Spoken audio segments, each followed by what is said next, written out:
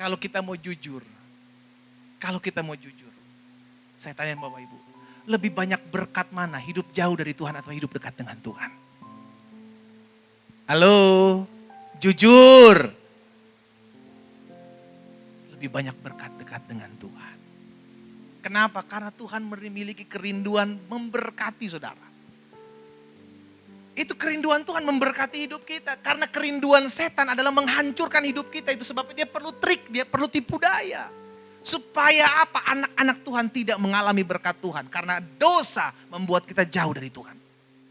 Nah, Bapak Ibu Saudara yang dikasih dalam Tuhan, kita sudah ada dalam serial yang baru dan ini kita pembahasan kali yang kedua atau topik yang kedua tentang tipuan iblis dalam kehidupan orang percaya. Kenapa sih pendeta kita kok mesti belajar tentang iblis? Sudah tentang Tuhan aja. Saudara, jangan pernah lupa iblis masih bekerja sampai hari ini. Amin. Iblis sampai hari ini bekerja. Kenapa? Karena firman Tuhan jelas katakan ada jalan yang disangka lurus tapi ujungnya membawa maut. Dan Alkitab juga katakan bahwa iblis menyamar seperti malaikat terang. Berarti kita mesti tahu apa cara-cara kerjanya, apa trik-triknya, apa tipu dayanya dalam kehidupan sehari-hari. Sebagai suami, sebagai seorang istri, sebagai orang muda, sebagai anak-anak terhadap orang tua, tipuannya apa? Nah, saya sudah bagikan kemarin dalam bahasan yang pertama tipuan dasar atau tipuan iblis dalam kehidupan orang percaya. Yang pertama jelas, setan mau, iblis mau agar kita tidak mengampuni. Itu sebabnya dia pakai trik tipu daya, memaksud pikiran kita. Bahwa percuma lah saya mengampuni kalau dia hidupnya gak berubah-berubah. Percuma saya mengampuni kalau dia begitu terus melakukan kepada saya. Percuma saya mengampuni, gak ada yang percuma. Setiap taburan pengampunan itu menjadi bibit jiwa-jiwa terjadi. Gak ada yang percuma dalam segala sesuatu yang kau kerjakan untuk pekerjaan Tuhan. Gak ada yang percuma. Kenapa? Karena ada upah. Sama-sama bilang sama saya, ada upah. Apapun juga yang kamu perbuat, perbuatlah seperti untuk Tuhan. Karena dari Tuhanlah engkau menerima upah, firman Tuhan. Jadi pengampunan itu gak ada yang percuma. Mungkin sekarang kau belum melihat. Mungkin belum ada perubahan, but it's okay. Lakukan terus. Lakukan terus. Nah, hari ini saudara dikasih dalam Tuhan, dalam bahasan yang kedua, dalam serial tipuan iblis, dalam kehidupan orang percaya, saya mau kita sama-sama belajar. Tipuan iblis yang ditaruh dalam pikiran kita orang percaya adalah Tuhan Yesus tetap mengasihi kita. Sekalipun kita terus-menerus jatuh bangun dalam dosa. Sehingga akhirnya tidak sedikit anak-anak Tuhan melayani Tuhan. Tetap beribadah kepada Tuhan, tapi dosa jalan terus. Sambil main judi, ku telah mati, lewat. Dan tinggalkan. Karena beranggapan ya udah gak apa-apa, Yesus sudah mengasihi saya, Yesus sudah mengampuni saya. Saya bebas melakukan apa yang saya suka. Melayani tapi mulut masih kasar. Melayani tapi masih gampar istri. Melayani tapi masih gak mau tunduk sama suami.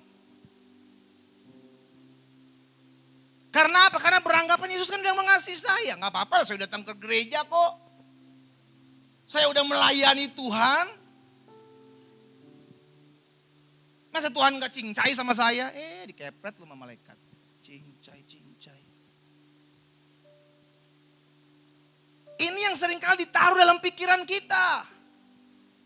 Ya maklumlah pendeta, namanya juga saya usaha, tipu-tipu dikit gak apa-apa lah. Atau saya juga buat kasih persembahan. Udah diam aja pendeta, perpuluhan mah lancar. Bilang kanan kirinya, bertobat. Iya, ada yang malu-malu gini. Ada yang malu-malu. Saudara, saya rindu. Setiap jemaat yang olehnya Tuhan percayakan saya layani dewasa. Gak apa-apa saya khotbah keras. Tapi saya rindu saudara dewasa. Karena Alkitab jelas katakan hari-hari ini adalah hari-hari yang gak gampang. Hari-hari ini adalah hari-hari yang semakin jahat. Kalau kita nggak berbeda, maka kita akan jadi sama dengan dunia. Kenapa? Karena Alkitab jelas katakan berubahlah oleh pembaharuan budimu. Harus ada perubahan. Jangan dari 2012 sampai 2022 sekarang gak ada perubahan. Padahal setiap minggu ke gereja, bukan cuma hari Minggu, Senin sampai Sabtu. Kalau bisa ada di gereja, ada di gereja. Tapi kelakuan 11-12 sama Lucifer. Pak Lucifer ngeliat kelakuan kita tutup mata. Gue setan tapi gak kesetan kayak lu. Malu. Kenapa? Karena pikiran ini. Mulai berpikir ya udah gak apa-apa saya jatuh bangun dalam dosa. Kan Yesus sudah mati buat saya. Dosa kemarin, dosa hari ini, dosa selama-lamanya. Bayangkan saudara. Yesus sudah ampuni. Karena dosa selama-lamanya sudah saya ampuni, maka saya bebas melakukan dosa. Ini yang saya mau bagikan. Apa kebenarannya tentang hal ini? Karena mereka juga punya dasarnya. Kenapa kami bisa tetap melakukan dosa? Gak apa-apa kan ketika kami melakukan dosa, kami minta ampun lagi kok sama Tuhan. Firman Tuhan ada 1 Yohanes 1 ayat 9, coba buka. Ini kan firman Tuhan pendeta. Allah itu setia dan adil. Jika kita mengaku dosa kita, maka Ia adalah setia dan adil sehingga Ia akan mengampuni segala dosa kita dan menyucikan kita dari segala kejahatan. 1 Yohanes 1 ayat 9. Maksudnya apa? Bukan berarti Allah setia dan adil terus kita bebas melakukan dosa. Terus menerus melakukan dosa. Yang onani tetap onani sampai Tuhan Yesus datang. Yang masturbasi tetap masturbasi sampai Tuhan Yesus datang. Karena beranggapannya kan saya sudah melayani Tuhan, ya gak apa-apa lah. Yesus sudah mengampuni saya, kalau saya selesai lakukan dosa saya minta ampun lagi. Tuhan ampuni saya. Maka sesuai dengan 1 Yohanes 1 ayat 9 maka dosa saya diampuni. Besok saya lakukan lagi yang sama. Atau dikenal sekarang dengan istilah Kristen tomat. Hari ini tobat, besok kumat.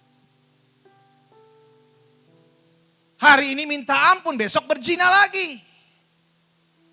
Lusanya minta ampun lagi. Kalau masih ada lusa, kalau lusa lu tabrak mobil. Halo? Sorga? Sorga mana? Yang disambut 7 bidadari. Maupun 7 bidadara kalau yang perempuan.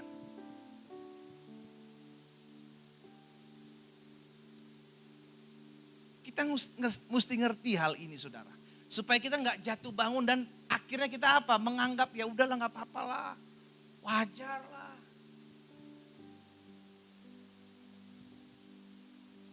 Jika kita mengaku dosa kita maka Ia adalah setia dan adil. Betul setia karena kasihnya tapi jangan lupakan keadilannya bos. Dia setia. Tapi di sisi lain dia juga adil. Di mana ada dosa harus ada apa? Punishment. Harus ada hukuman. Dan saya teramat yakin percaya orang kalau udah mengalami kasih Tuhan mau buat dosa tuh mikir 1000 kali. Mikir 1000 kali, aduh saya ngelakuin ini, saya menyakiti hati Tuhan. Bahkan ketika dia punya berpikiran untuk melakukan, dia mikir, Tuhan melihat saya. Bukankah Alkitab katakan tubuhku adalah bait Allah, tubuhku adalah tempat di mana roh Allah berdiam. Berarti apa yang aku buat, Allah diam dan melihat perbuatan saya.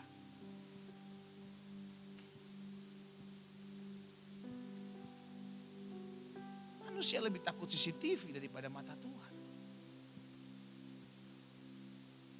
Padahal Tuhan selalu bersama dengan kita. Kalau kita lagi susah kita bilang, Tuhan aku percaya Engkau menyertai aku. Kalau kita lagi buat dosa Tuhan di mana? Kita nggak bilang, Tuhan aku percaya Engkau menyertai aku dan aku tetap akan berbuat dosa. Kan Tuhan bersama-sama dengan kita terus nih. Bait kudus Tuhan, rumah Allah, tempat di mana roh Allah ada. Berarti kemanapun kita pergi melangkah, Allah bersama-sama dengan kita.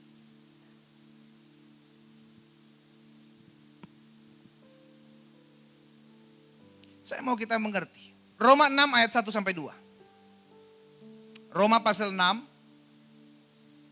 ayat 1 dan ayat 2. Jika demikian, apakah yang hendak kita katakan? Bolehkah kita bertekun dalam dosa supaya semakin bertambah kasih karunia itu? Jadi ada pemahaman pada saat itu di jemaat di Roma. Yang akhirnya Rasul Paulus mesti menyampaikan hal ini. Bahwa sekalipun kita hidup karena kasih karunia, bukan berarti karena kasih karunia maka saya harus tenggelam terus dalam dosa.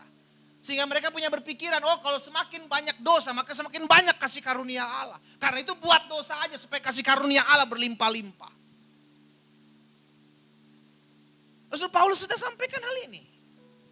Jika demikian apakah yang hendak kita katakan? Bolehkah kita bertekun dalam dosa supaya semakin bertambah kasih karunia itu? Ayat 2. Sekali-kali apa? Tidak. Bukankah kita telah mati bagi dosa? Bagaimana kita masih dapat hidup di dalamnya? Kita sudah mati bagi dosa. Bagaimana kita masih bisa hidup di dalam dosa? Bukankah kita sudah tinggalkan itu?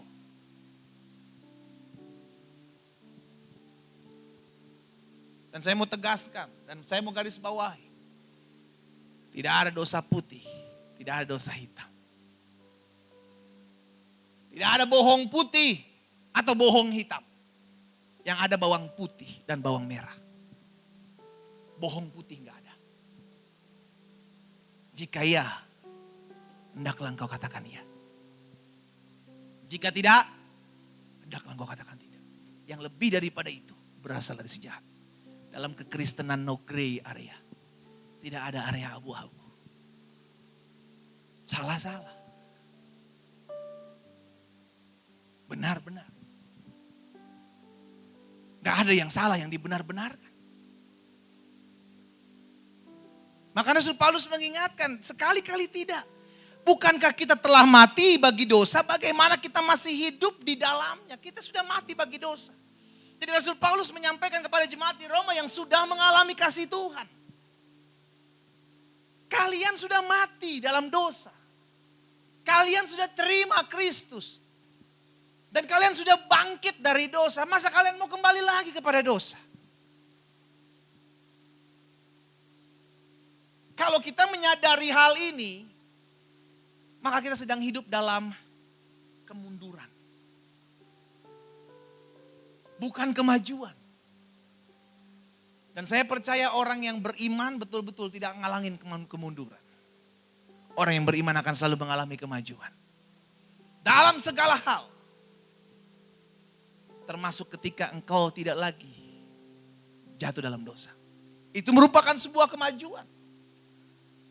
Mungkin saudara bilang, pendeta saya pengen sekali untuk tidak lagi melakukan dosa. Tapi berat. Saya cuma mau bilang, kita masih punya Tuhan.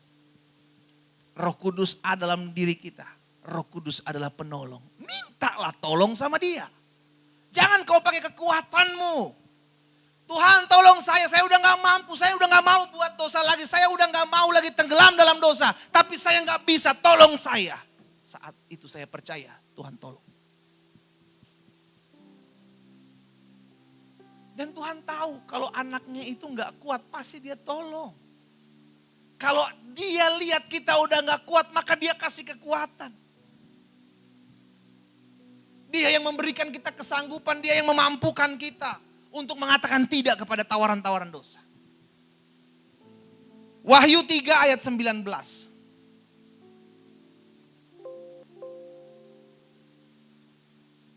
Wahyu pasal 3 ayat 19. Firman Tuhan bilang begini. Barang siapa aku kasihi. Apa dikatakan selanjutnya? Ia kutegor dan kuhajar. Sebab itu relakanlah hatimu dan bertobatlah. Jadi kalau hari-hari ini kita beribadah, kita melayani Tuhan, tapi kita masih menganggap dosa itu wajar. Dan ketika engkau dihajar Tuhan, engkau ditaklukkan oleh Tuhan, bertobat Alkitab bilang. Jangan kembali lagi. Kenapa? Karena Tuhan mengasihi saudara. Itu sebabnya saudara mesti datang kepada Tuhan. Kalau saudara mungkin pernah lihat lukisan yang Tuhan Yesus menggendong domba. Pegang tongkat. Ada yang pernah lihat, oh kalau orang tua zaman dulu punya tuh lukisan itu. Oma saya ada tuh lukisan kayak gitu tuh. Lalu Yesus gembala yang baik, akulah gembala yang baik, kata-katanya di bawahnya. Saudara, itu yang digendong sama Tuhan Yesus. Itu bukan domba yang paling baik. Itu domba yang paling nakal.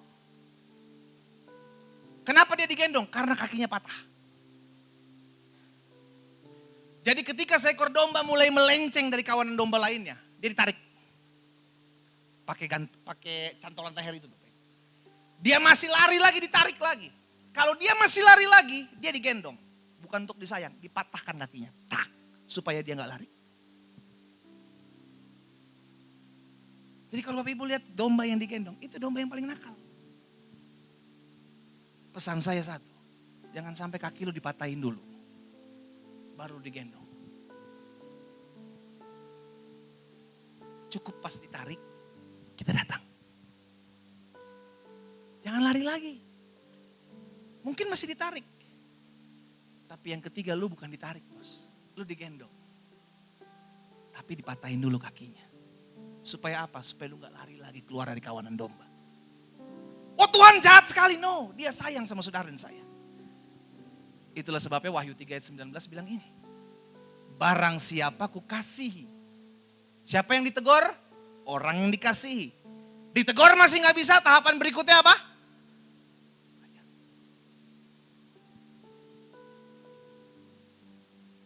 Cukuplah sampai ditegur. Kita datang. Tuhan menegur kita karena Tuhan sayang sama kita. Tuhan menghajar kita karena Tuhan sayang sama kita. Tujuannya satu, supaya kita tidak ikut turut dihukum oleh dunia ini, dengan dunia ini. Pastikan. Ini kita mesti mengerti. Jangan kita tahu itu dosa, tapi kita tetap masih bersekuku di situ, masih tenggelam di situ, masih lakukan hal itu. Yohanes 5 ayat 14. Saya mau kita semua ngerti dulu saudara dikasih dalam Tuhan. Ini kebenaran saya bagikan sesuai dengan firman Tuhan yang ada. Yohanes 5 ayat 14. Kemudian Yesus bertemu dengan dia dalam bait Allah. Siapa dia? Dia ini adalah seorang yang memiliki kelemahan tubuh, yakni lumpuh selama 38 tahun. Dia ada di pinggir kolam Bethesda dengan orang-orang lumpuh lainnya, orang-orang sakit lainnya. Dan saat itu Yesus datang kepada dia. Dari sekian banyak Yesus pilih dia. Yesus cuma bilang sama dia, maukah engkau sembuh? Tapi seorang lumpuh yang lumpuh 38 tahun bilang, bagaimana saya bisa nyemplung ke kolam Bethesda? Karena ketika air itu muncul maka orang lain duluan masuk. Yesus cuma bilang angkatlah tilammu dan berjalan. Maka dia jalan. Suatu hari Yesus ketemu lagi sama dia. Inilah perkataan Yesus sama dia. Kemudian Yesus bertemu dengan dia dalam bait Allah. Lalu berkata kepadanya, engkau telah sembuh. Apa dikatakan selanjutnya? Jangan berbuat dosa lagi supaya padamu jangan terjadi yang lebih buruk. Berarti saya percaya orang ini sedang akan melakukan dosa lagi. Ketika sudah disembuhkan Yesus. Maka Yesus perlu tegur dia. Di bait Allah.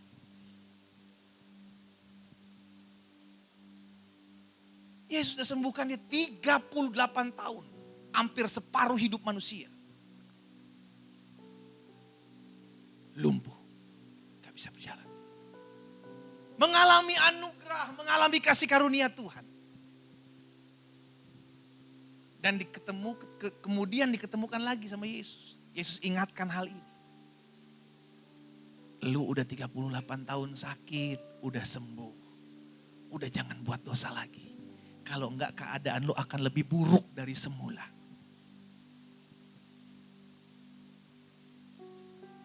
Karena dosa akan menghancurkan hidup manusia.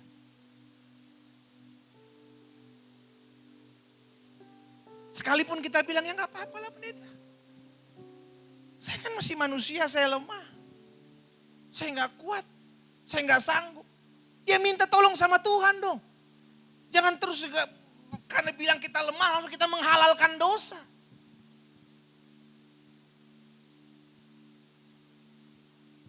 Pastikan hal ini jangan terjadi lagi dalam kehidupan kita. Saya rindu kalau kita sudah dipulihkan maka kita benar-benar dipulihkan. Jangan lagi kembali ke sana. Kenapa keadaanmu akan lebih buruk? Tuhan punya rencana besar dan indah buat saudara dan saya. Tapi seringkali yang menggagalkan itu adalah kelakuan kita. Sama-sama bilang sama saya, kelakuan saya. Yang sering menggagalkan itu kelakuan kita. Tuhan sayang sama saudara dan saya, itu sebabnya dia punya rencana yang indah di depan. Tapi seringkali kita menggagalkan dengan sikap kita, dengan kepala batunya kita, dengan kekerasan hatinya kita.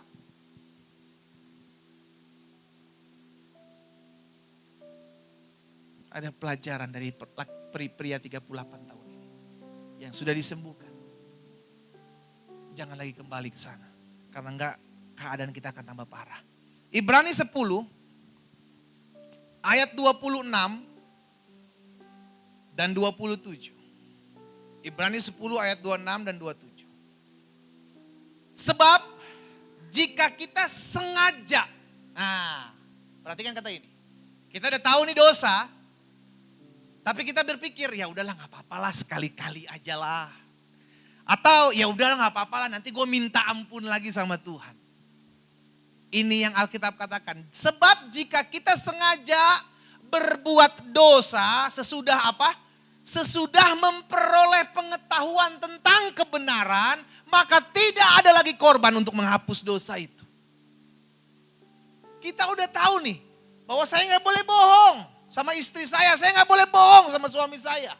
Kita udah tahu nih memberontak itu nggak benar. Kita udah tahu nih berzina dengan alasan apapun tidak dibenarkan. Tapi saudara dikasih dalam Tuhan, engkau tetap kekeh dengan pendirianmu. Ya saya kan masih lemah.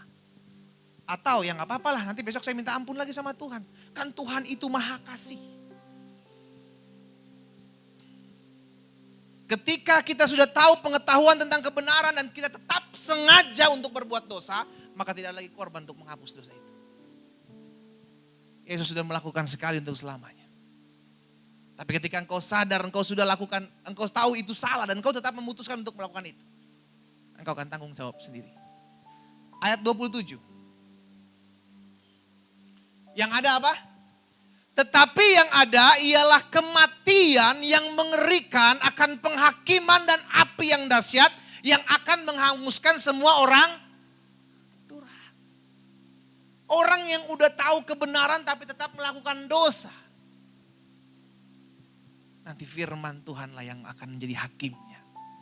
Kenapa? Karena itu law, itu hukum yang sudah tertulis. Pastikan ketika kita udah tahu kebenaran. Lakukan. Engkau bilang tapi saya udah gak kuat pendeta. Minta tolong Tuhan, Tuhan akan mampukan. Tapi saya gak sanggup pendeta. Minta tolong Roh Kudus ada dalam kehidupan saudara dan saya. Dia yang akan mampukan kita. Untuk berkata sorry, saya sudah tinggal dalam kebenaran. Saya sudah tinggal dalam terang. Saya tidak lagi mau masuk dalam kegelapan. Itu trik, itu tipuan.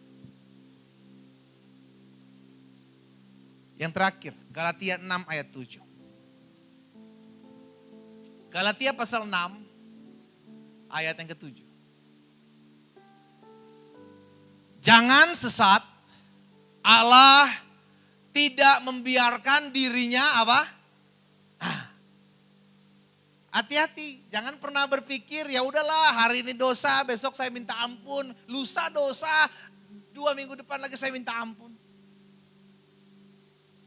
Firman Tuhan bilang jangan sesat, Allah tidak pernah akan mau dipermainkan. Apa dikatakan selanjutnya? Karena apa yang ditabur orang itu juga yang akan dituainya. Engkau menabur dalam kedagingan, engkau akan menuai kebinasaan. Kau menabur di mana? Hari ini kita udah tahu banyak firman. Saya sudah bukakan buat Bapak Ibu Saudara supaya kita sadar. Yesus mengasihi manusia berdosa, tapi Yesus membenci dosa. Pastikan ketika firman Tuhan ini kita dengar, kita tahu apa tindakan kita, apa langkah kita. Kita udah tahu kok ini salah, ini benar. Ini boleh, ini gak boleh. Hukumnya udah ada, semua sudah tercatat dalam firman. Tinggal sekarang kita yang mengaplikasikannya. Nah saya pelajari kebenarannya adalah yang pertama. Betul Tuhan Yesus mengasihi kita, namun dia juga adalah Allah yang adil. Jadi kalau kita mulai punya pikiran nih, ya gak apa-apa lah Tuhan Yesus mengasihi saya kan. Gak apa-apa saja itu bangun dalam dosa. Bukankah dia Tuhan yang mengasihi saya? Kebenarannya adalah betul Yesus mengasihi saudara dan saya. Tapi dia juga adalah Allah yang adil. Tadi kita sudah baca dalam 1 Yohanes 1 ayat 9. Dia adalah Allah yang adil. Dia setia dan adil. Nah, karena keadilan itulah dia mesti menghukum di mana ada dosa. Kesempatan itu diberikan di dalam masa kasih karunia. Kapan masa kasih karunia? Ketika kita menempatkan diri kita di bumi. Ini masa kasih karunia, kapanpun engkau mau minta ampun sama Tuhan, minta ampun. Tapi ketika engkau sudah tahu kebenaran dan engkau tetap memutuskan untuk melakukan dosa, tidak ada lagi pengampunan. Saudara yang dikasih dalam Tuhan, jangan sampai kita keliru. Jangan sampai kita keliru. Bilangan 14 ayat 18. Bilangan pasal 14 ayat 18. Tuhan itu berpanjangan sabar dan kasih setianya berlimpah-limpah. Sampai sini dulu. Kalau kita hanya baca sampai sini, kita akan terus menghalalkan dosa. Tuhan panjang sabar. Tuhan berlimpah-limpah kasih setianya. Amin. Tapi ternyata firman Tuhan tidak stop sampai di situ. Apa dikatakan selanjutnya? Ia mengampuni kesalahan dan pelanggaran. Masih amin. Tetapi apa dibilang? Sekali-kali tidak membebaskan orang yang bersalah dari di mana ada dosa harus ada punishment-nya, harus ada hukumannya. Bahkan ia membalaskan kesalahan bapa kepada anak-anaknya, kepada keturunan yang ketiga dan keturunan yang keempat. Jadi hati-hati. Kita yang berlaku serong, kutuk itu ada dalam keturunan-keturunan kita. Engkau yang suka main dukun, kau yang suka pegang-pegang kuasa kegelapan, bertobat. Sebelum kutuk itu turun kepada keturunan ketiga, keturunan keempat.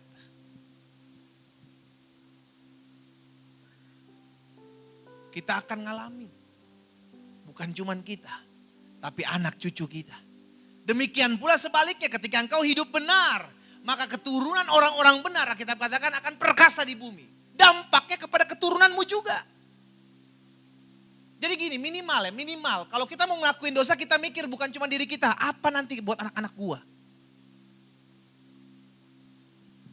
Minimal mikirnya ke situ juga. Kalau gua nipu orang nanti dampaknya ke anak-anak gua.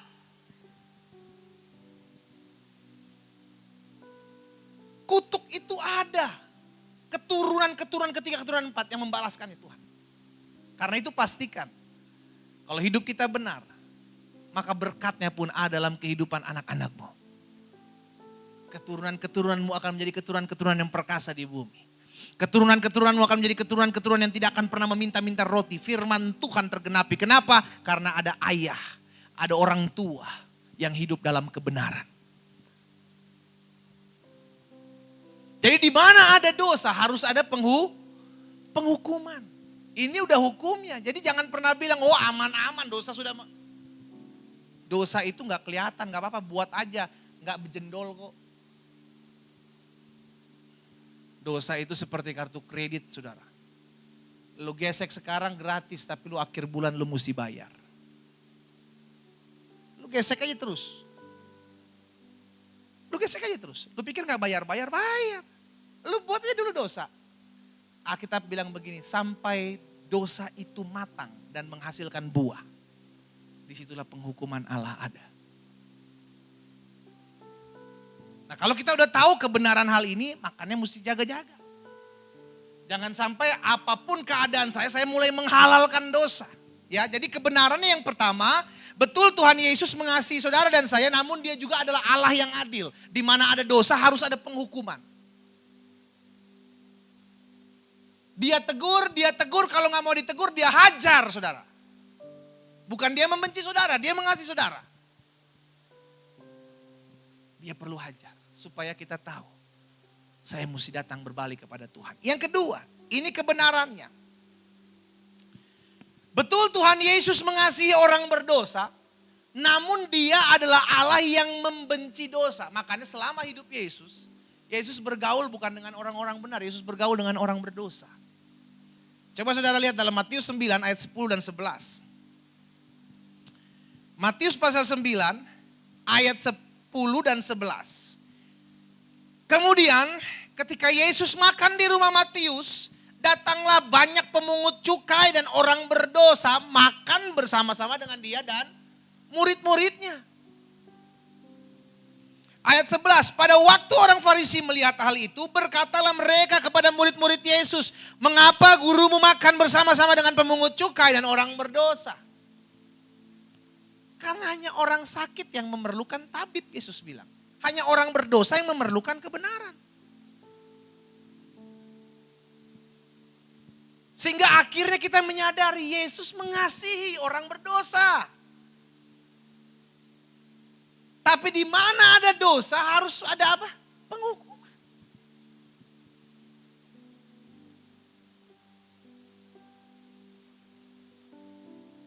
Kolose pasal 2 ayat ke-14. Ini bukti bahwa Yesus membenci dosa sehingga harus mati buat dosa. Kolose pasal 2 ayat 14. Dengan menghapuskan surat hutang yang oleh ketentuan-ketentuan hukum mendakwa dan mengancam kita. Dan itu ditiadakannya dengan memakukannya pada kayu salib. Ini bukti bahwa Yesus benci dosa, itu sebabnya dia mau mati bagi dosa. Bahkan ketika Petrus bilang, guru jauhkan sekali-kali hal itu daripadamu. Yesus tegur Petrus. Menyala engkau iblis. Engkau hanya memikirkan kesenangan-kesenangan manusia. Yesus mengasihi orang berdosa. Tapi bukan berarti kita harus tetap tinggal dalam dosa kita. Karena Yesus adalah Allah yang membenci dosa. Di mana ada dosa, tidak ada kemuliaan Allah. Di mana ketika kita tinggal dalam dosa, maka kita sedang terjauh dari Allah. Yang ketiga, inilah kebenarannya. Hanya orang bodoh yang menyia-nyiakan kematian Kristus di atas kayu salib. Saya sih gak pernah punya utang jutaan banyak begitu saudara ya. Maksudnya ratusan juta. Tapi kalau saudara pernah mengalami dan saudara dapat pengampunan, apa rasanya? Udah lu gak usah bayar utang ratusan juta, lu gak usah. Gue bebasin lu. Tapi lu jangan ngutang lagi ya. Rasa saudara tuh apa? Wah itu kalau mau teriak-teriak, lompat-lompat. Kenapa? Karena sesuatu yang gak bisa kita bayar, itu dikasih free. Itulah salib Yesus. Kita yang harusnya mati karena dosa-dosa kita. Kita yang harusnya mati karena pelanggaran-pelanggaran kita. Itu dibayar oleh Yesus. Bukan karena kita sudah buat sesuatu buat Yesus, no, belum. Dan gak akan pernah bisa kita membalasnya, gak akan pernah. Masakan kita mau balik lagi kepada dosa-dosa kita yang lama? Masakan kita mau mengkhianati lagi orang yang sudah memberikan pengampunan buat kita?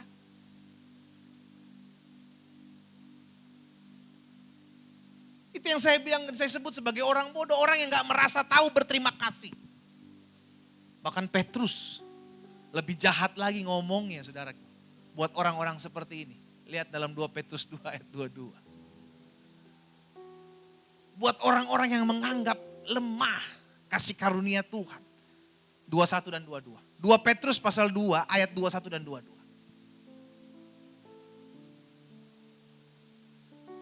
Mulai dari ayat 21. Karena itu bagi mereka adalah lebih baik jika mereka tidak pernah mengenal jalan kebenaran daripada mengenalnya tetapi kemudian apa? Berbalik dari perintah kudus yang disampaikan kepada mereka. Jadi orang ini udah tahu kebenaran. Orang ini udah tahu firman. Tapi dia meninggalkan firman. Dia lebih memilih enak-enaknya gitu loh. Kehidupan dagingnya. Petrus bilang apa di ayat yang ke-22? Baca sama-sama yuk. 3, 4. Bagi mereka Cocok apa yang dikatakan peribahasa yang benar ini. Anjing kembali kepada muntahnya dan babi kembali kepada biar yang tidur bangun. Ini kenapa khotbah kode anjing babi dibawa-bawa?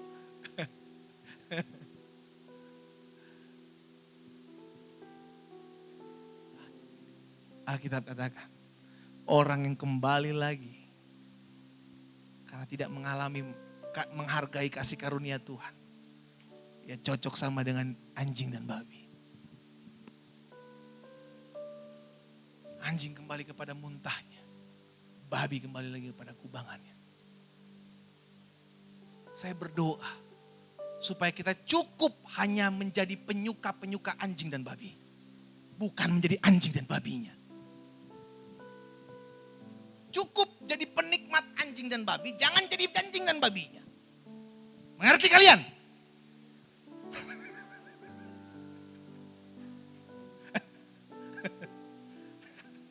Bilang kanan kirinya. Ingat 2 Petrus 2 ayat 22. Gampang diingat 2 Petrus 2 ayat 22. Cukup jadi penikmat, jangan jadi pelaku. Kita udah tahu kebenaran kok. Jangan balik lagi lah. Jangan balik. Terlalu mahal darah Yesus. Terlalu mahal. Kalau kita mau jujur. Saya tanya Bapak Ibu. Lebih banyak berkat mana? Hidup jauh dari Tuhan atau hidup dekat dengan Tuhan? Halo? Jujur. Lebih banyak berkat dekat dengan Tuhan. Kenapa? Karena Tuhan memiliki kerinduan memberkati saudara. Itu kerinduan Tuhan memberkati hidup kita. Karena kerinduan setan adalah menghancurkan hidup kita. Itu sebabnya dia perlu trik, dia perlu tipu daya. Supaya apa? Anak-anak Tuhan tidak mengalami berkat Tuhan. Karena dosa membuat kita jauh dari Tuhan. Nah, coba buka Yesaya 59 ayat 2. Ini yang setan mau. Ada penghalang. Yesaya 59 ayat 2. Yesaya pasal 59 ayat 2.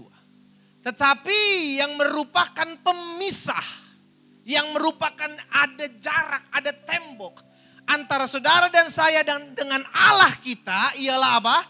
Segala kejahatanmu dan yang membuat dia menyembunyikan diri terhadap kamu sehingga ia tidak mendengar ialah segala dosa membuat kita jauh dari Tuhan. Itu kemauan setan. Iblis cemburu melihat saudara diberkati Tuhan.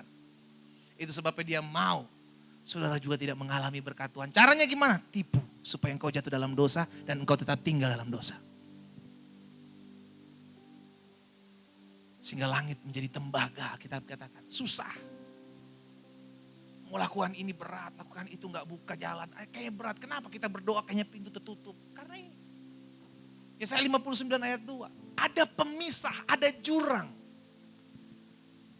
Dan jurang itu bernama dosa. Makanya bapak-bapak nih, suami-suami, kalau lu mau buat dosa mikir 1000 kali. Mikir 1000 kali. Gue buat dosa, hidup gue susah, bukan cuma gue yang susah, anak istri gue susah. Istri-istri pun begitu. Orang muda pun begitu. Jangan sampai masa mudamu dipermainkan iblis. Tuhan punya rencana yang besar buat masa muda kalian. Tuhan punya rancangan yang luar biasa buat masa muda kalian. Karena itu tinggal dalam kekudusan, hidup dalam kekudusan. 3 hal ini saya bagikan buat setiap kita. Supaya kita mengerti jangan sampai kita ditipu oleh iblis. Apapun alasannya dosa tidak dibenarkan dalam kebenaran firman Tuhan. Dosa tetaplah dosa. Sekalipun dibungkus dengan kebenaran gak ada. Karena Allah membenci dosa. Itu sebabnya Yesus mesti mati. Dan jangan pernah menyalibkan Yesus untuk kali yang kedua mengorbankan kita. Saya undang kita